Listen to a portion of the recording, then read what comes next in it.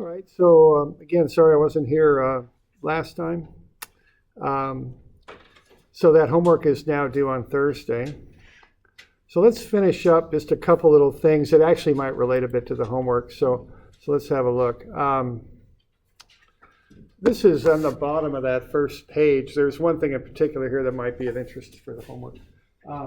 But a few more definitions. Okay, a particle is a body whose size can be neglected, sometimes called a point mass. Okay, if you make a simple analysis of a pool ball, you could consider the pool ball, to be a particle. Okay, so this is right on page 110 on the notes. Okay, but the analysis of the Earth and its orbit could also be considered to be a particle. So it really doesn't have to do with the absolute size so much as it has to do of the size of the object in relation to the system you're analyzing it in, okay? So you can analyze anything as a particle if you wish, okay? Okay, a rigid body is an object whose parts, which we sometimes call members, do not deform or move in relation to each other. So that makes the analysis a lot simpler. Generally speaking, the stuff in this class we will analyze as rigid bodies, okay? Okay, concentrated forces act at a point, like a wire pulling on a telephone pole, let's say. That'd be a concentrated force. A wind force would be a distributed force. So you might have that telephone pole and the wind blows along the length of it. Excuse me, that would be a distributed force, okay? So we'll start off with concentrated forces. We'll end up with distributed forces. All right. And then the last thing relates a bit to the homework. It's called a safety factor. A safety factor is something we apply usually to the load. The load is the force that we're applying to an object. We factor the load up by a certain amount, usually. And the amount you factor it up by depends on a lot of things. It depends, one, on the confidence you have in your analysis. It also depends on the confidence you have that the material that you're building whatever it is out of is made to specification. It relates to how well you think the quality of the construction was, et cetera, et cetera. So a safety factor really relates to how confident you are in your analysis. In structural stuff, if I remember right, the safety factor is about 1.4. So in this building, if they have a design load of something that's 1,000 pounds, they'll design the building to handle 1,400 pounds, okay? They'll factor up the load by the safety factor, okay? For safety, and that's where the word comes from, for safety, okay? So you over-design, and that allows you to handle unanticipated things that might happen. It allows you for the fact that maybe you didn't quite calculate things quite right. It allows you for the fact that if you got a snow load on your building once every 100 years, you really might get a huge snowstorm that exceeds the code for the building and that sort of thing, okay? That's called a safety factor. In your homework, I think I had a safety factor of 2. And all that means is double the load. That's all that means, okay? Make it 2 times as big, okay? So we okay with that? All right. All right, now the homework you're working on is 112. We're working with weight and mass both. Now, why don't we just take a quick look at Moodle here if we can. There we go. Now, in Moodle, we've got a few things going on here I want to point out. So that, there's the syllabus and all that. You're seeing a little bit more here. You're seeing my view of it. You got some of the stuff that's kind of you won't see in here that we're looking at right now. But there are the assignments, okay? So here I keep a running list of what's due and when, okay? So right now we have assignment 1A. That's due Thursday, tomorrow, and that's problem 112, and that's it, okay? That's all we got for Thursday, all right? Now, for those of you online, you can submit your homework online. There's a link. If you click that link, you can upload a PDF of your homework into that link, okay? It's there for your use on that, okay? For people that are uploading PDFs. Now your homework, if you're uploading PDFs, should be a multi-page PDF for the one homework assignment. I can't handle 5 different PDFs loaded through there. Word documents are not good. What I want are PDFs for those of you that are submitting online. They're just cleaner and easier for me on my end to handle. For those of you in the class, I'd prefer paper. It's just easier for me to grade. It's quicker and easier. Okay. All right. Oops. Now let's have a look here at just one little thing here. Now there's a video down here, and for those of you online, I'll show videos in class, but I can't record the videos that I show and then post them on through YouTube. They won't let me do that, and so I put the links in there so you can watch. Let's just look at gravity on the moon. So if you're in class, we'll look at it. If you're online, you can pause the recording and have a look. Let's see here. Okay, so the point I was bringing out here in class, if you watch that video, is that's a good illustration of the difference between mass and weight. The mass of the astronauts did not change on the moon and on the Earth, but their weight did. Their weight decreased by a factor of about 6 because the gravitational field of the moon is about 1/6 of what it is here on the Earth. And the result of that is when they walk, their muscles are built for Earth's gravity, but their weight has reduced quite a bit, so they kind of hop when they walk. I think it's a good illustration of the difference, okay? All right, let's have a look here now at the homework that's coming due. All right.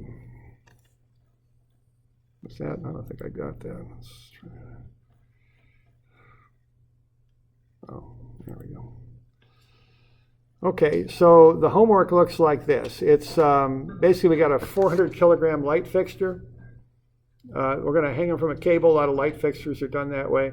Let's find the required force rating of the cable in newtons and pounds. Use a safety factor of 2.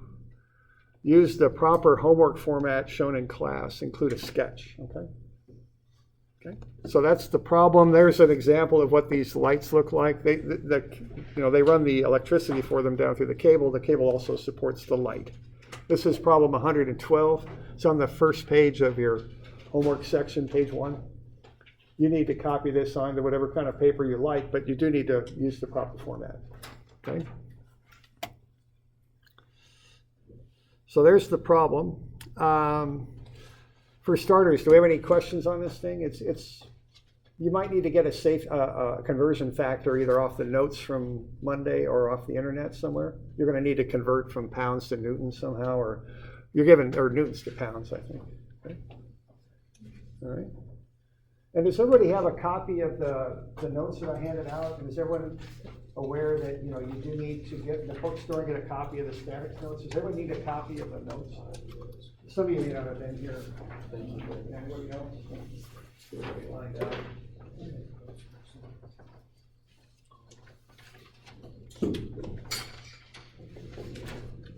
Anybody else? Okay.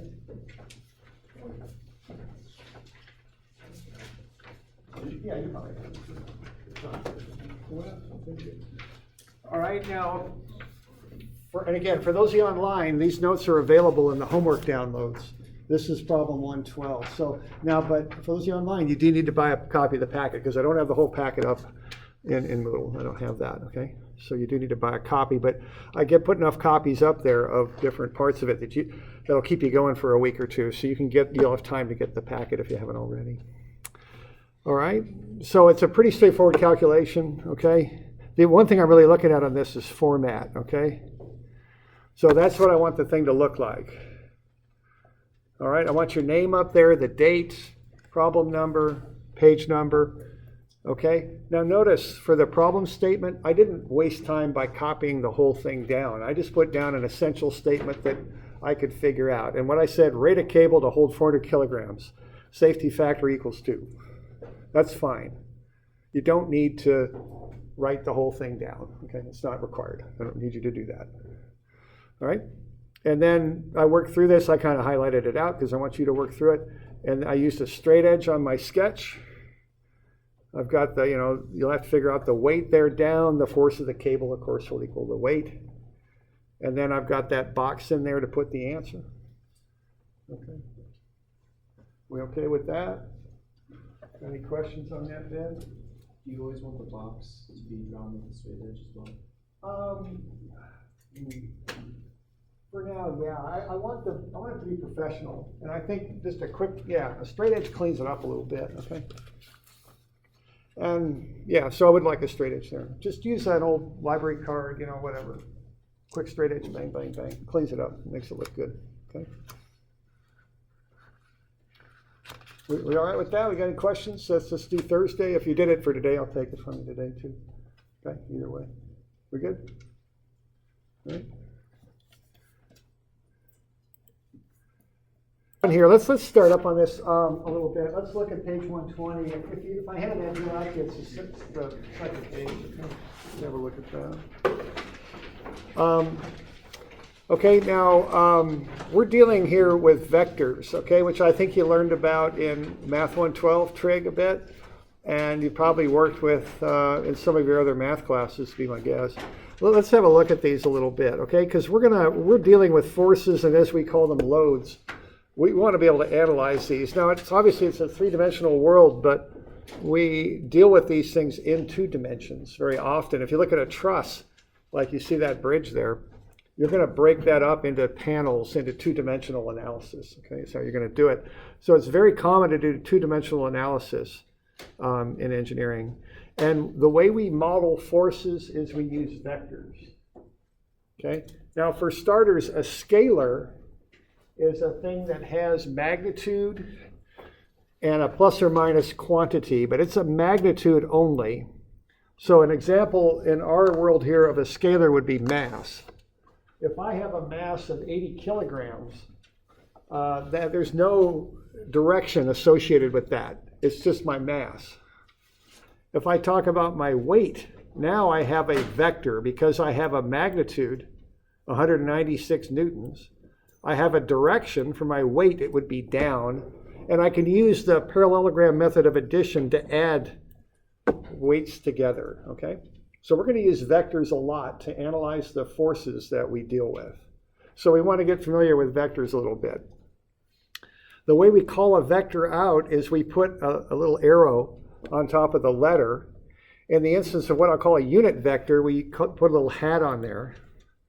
In typeface, we bold vectors. So that's how we specify that something's a vector. Okay? Now, when we multiply a vector by a scalar, we multiply the magnitude of the vector, but we keep the direction. So if I've got 30 pounds, that would be going down. If I double that, if I make it 2 times as big, it still points the same direction, but its magnitude becomes twice as big. So instead of 30 pounds down, now it's 60 pounds down. Okay? That's how I multiply a scalar by a vector. So we got any questions on all this? We doing all right? Okay. When we add vectors, what we do is we add them 2 ways. We can use a parallelogram method where we put the vectors tail to tail and draw a parallelogram and connect the intersection of the 2 vectors' tails to the intersection of the parallel lines we drew. Probably a cleaner way, though, is just to put them head to tail. So if I put one vector here, going from the beginning to the end of the arrow, put the second vector on the end of that, I can then add those 2 vectors by going from the starting point to the arrow of the second vector, and I'll get the resultant vector, as I call it. So R there is A plus B in vector style, okay? Now, if I'm going to subtract vectors, I just turn the one around. I reverse the direction of it. So A minus B is A plus negative B, all right? So I kind of like this head to tail method because that way I can add more than 2 vectors together. I can just keep going, all right? So this is a method that I have for representing forces, okay? Now, if I want to do kind of the reverse of that, I can take a vector, put 2 axes on it, and then I can use the parallelogram method and get components, as they're called, of the vector. Generally speaking, axes are at right angles, but they don't have to be. So I could come up with 2 component vectors, m and n, by using this method. And then what I have for the relationship here is m plus n is equal to r. Okay? We all right with that?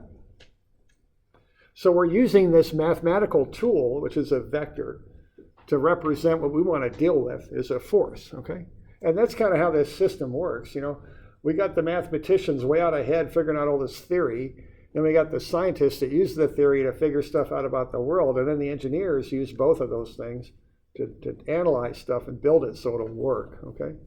And there was even a thing in there, a couple examples of this, mostly about science, but Einstein, in one of his relativity theories, wrote a little thank you to some mathematician who just come up with something that Einstein could use to prove relativity, And like Newton, well, it was Newton, right? He was looking at the motion of planets. He didn't have the mathematics to analyze it, right? So on the spare time, he invented calculus, so he could do that, So pretty smart, I think. Okay, so let's use these vectors and let's analyze a little engineering problem. We got like a couple minutes, so let's do this. Let's look at this graph, and we're going to do this in the fundamental method because what we do with our vectors is we substitute the force for the length of the vector. We use the length of the vector to represent the magnitude of the force. So let's say we've got a bracket here, and we've attached it to the wall. And we want to know how much force will there be on the wall. How do I have to attach that bracket to the wall if I apply those three forces to the bracket? Okay? So I'm interested in knowing, how do I have to bolt this connection to the wall? How strong does that connection need to be? So what I'm going to have to do is find the sum of the three vectors to figure out what the effect will be on the wall. You with me there? So I got to add those three vectors together. Now, there's more modern ways to do this with trigonometry and all that. You probably know this, but I want to just do one just the fundamental way. See, what we're doing, we're substituting the magnitude of the force for the length. We use the length of the vector to represent the magnitude of the force. Okay? And on this copy here, what page is this?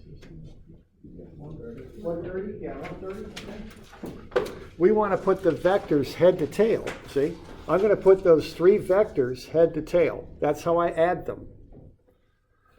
So I'm going to start at the bracket. I'm going to run up by that first vector, and that is 100 newtons. I'm going to use a scale of 1 centimeter is 10 newtons. So that'll be 10 centimeters long, and that's at an angle of 53.13. Then I've got a horizontal force of 30 newtons. At my scale, that'll be 3 centimeters long, and that's horizontal to the left. So that goes head to tail with the first. And then the last one is down and to the left, 134.16 newtons. So that's 13.416 centimeters long at 63.43 degrees. I just put them head to tail. That's what I'm doing. That's how I analyze this. So I'm using this Cartesian geometry and a vector to analyze a force system. Okay, that's what I'm doing. And if I draw this up to scale, and I used AutoCAD here, very precise. Okay.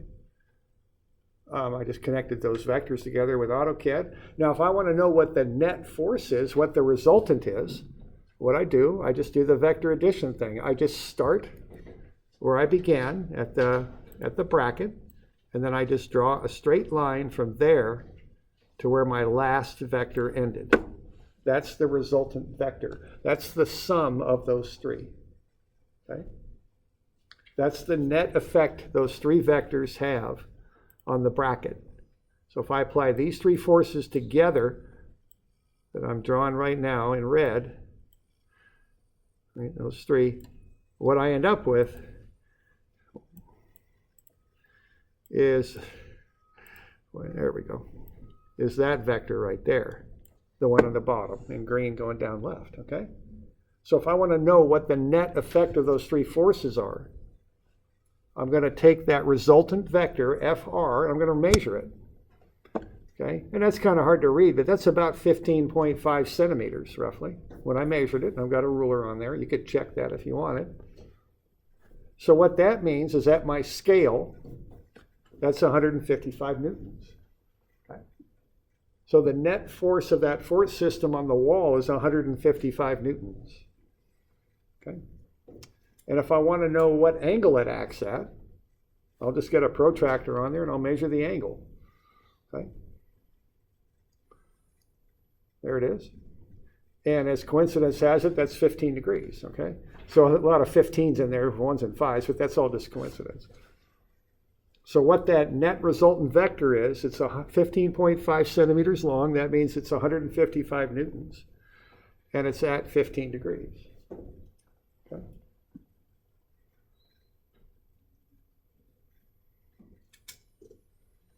So we're doing all right with that?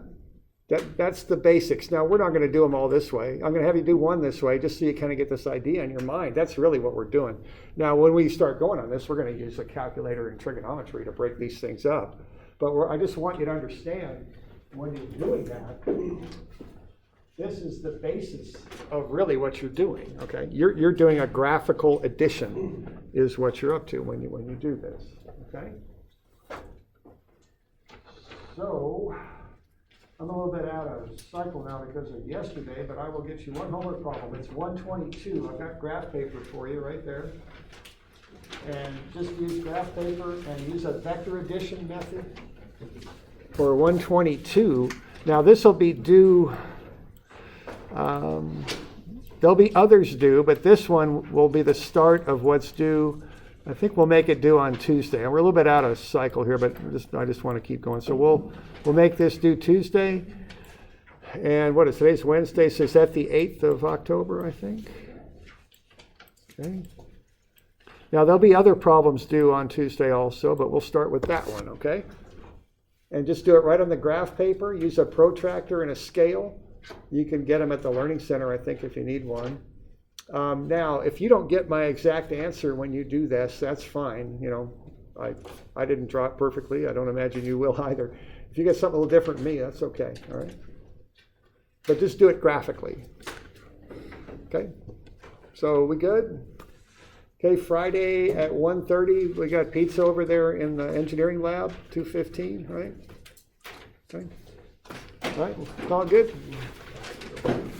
Okay, hang on just a second. Yeah, I'm sorry.